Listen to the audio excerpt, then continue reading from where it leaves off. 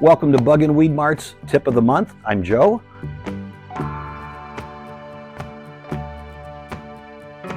Here today to talk about weeds. Ugh, who likes that subject?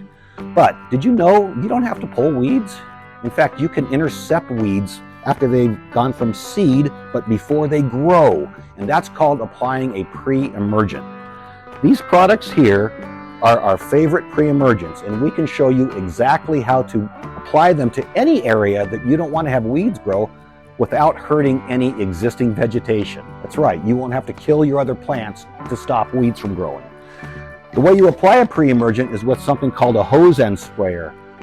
Not like a pump sprayer for bugs where you're mixing it up with something that's pressurized in a little vessel, but rather hooking up your garden hose to a broadcast sprayer that very quickly covers hundreds, even thousands of square feet at a time. Pre-emergents applied twice a year keep you from picking weeds. It's that simple. Come on in and see us. We'll show you exactly which one you need, how to apply it. You'll love it.